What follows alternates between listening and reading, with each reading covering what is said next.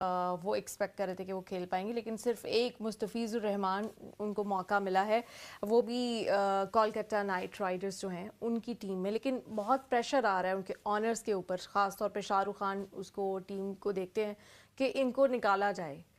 तो क्रिकेटर्स और cricket nationalities और रेस और बहुत ज़्यादा हमें पता नहीं, शायद हमने ज़्यादा महसूस करना शुरू कर दिया है या सोशल मीडिया की वजह से हमें पहुंचना शुरू हो गया है।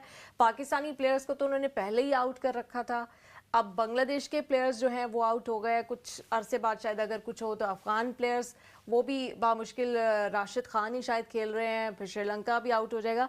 इसको कैसे देखते हैं?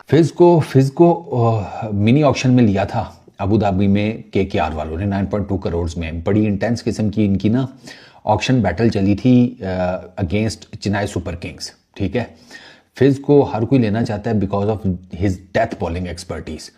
दुनिया के बेहतरीन डेथ बॉलर्स में से एक है। अच्छा जी, 9.2 करोड़ में ले लिया केकेआर ने। बांग्लादेश की हिस्ट्री का सबसे महंगा प्लेयर बना 9.2 करोड़ में फिज आईपीएल के अंदर। सब सेट, अमन खुशबाश। उस टाइम बीसीसीआई को भी कोई प्रॉब्लम नहीं थी, हालांकि बसड़ चल रहे थे एंड ऑल दैट।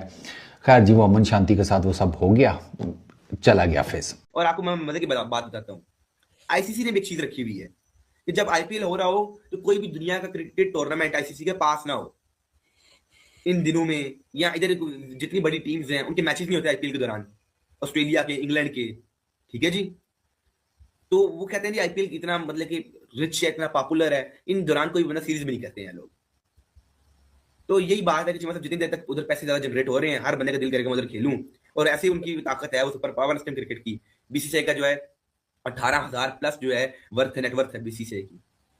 ठीक है जी, 2 बिलियन डॉलर उनकी नेटवर्थ है बीसीसीआई की। ठीक है जी, और जो पीएसएल है वो 50-60 मिलियन डॉलर पे है। तो फिर आपका उनका देखिए मुकाबला बहुत ज्यादा फर्क है। ऑस्ट्रेलियन बोर्ड भी इतना अमीर नहीं है कि वो बीसीसीआई के पास आ सके, तो फिर उन्हें अपनी ताकत दिखानी है। आईसीसी की सबसे ज्यादा फंडिंग कौन करता है? बीसीसीआई करता है, इंडिया करता है। फिर उन्हें अपनी ताकत तो दिखानी है ना सबके सामने, और लोगों को बैन भी करना है, नहीं भी खिलाना है, उन्हें वापस भी भेज देना है। कॉन्ट्रैक्ट विषय हो चुका है। उन्होंने कहा शाहरुख खान अगर तुम नहीं खिलाओगे हम तुम्हारी टीम को बैन न कर दें।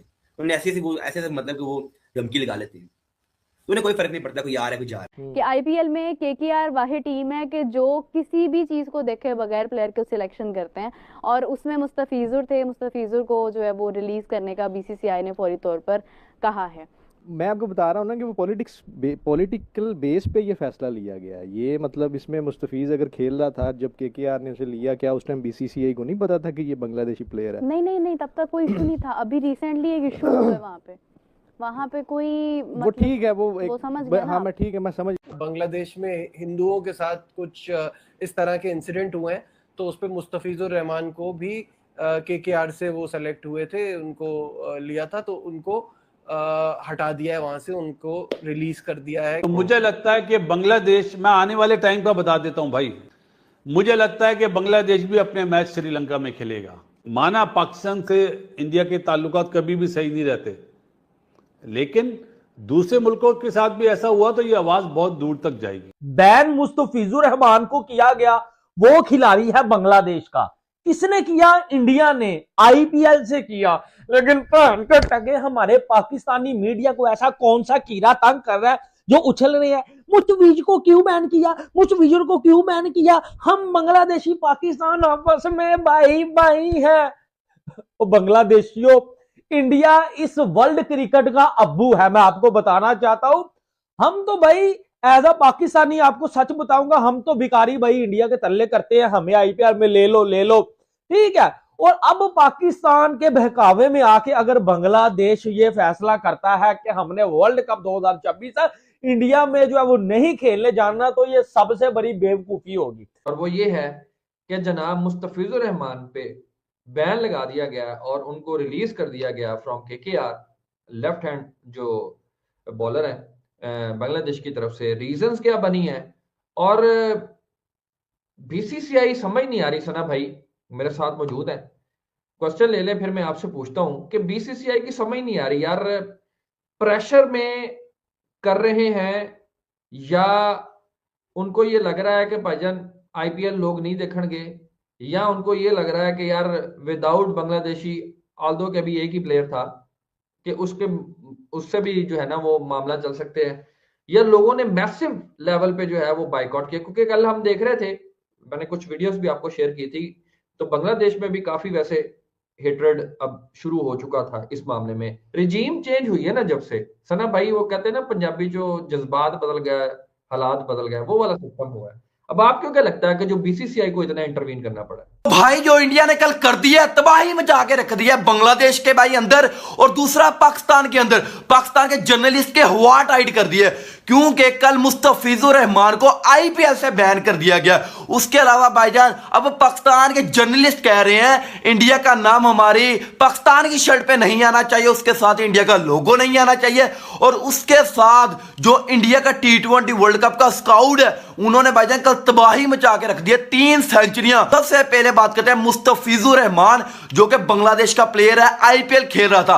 आज से 2-3 मंथ पहले एक न्यूज आई थी जिसमें बांग्लादेश की पॉलिटिक रीजन की वजह से एक हिंदू चंद्रदास, दीपू चंद्रदास का मर्डर हुआ था। तो भाईजान इंडिया की पब्लिक ने आवाज उठाना शुरू कर दी कि भाईजान अगर हिंदू बांग्लादेश के अंदर है, उसके साथ जुल्म हो रहा है, अगर हम वहां पे होते हैं, उसकी जगह पे हमारे में से कोई होता तो उसका मर्डर हो जाता, तो भाईजान इसके पीछे कौन खड़ा होता?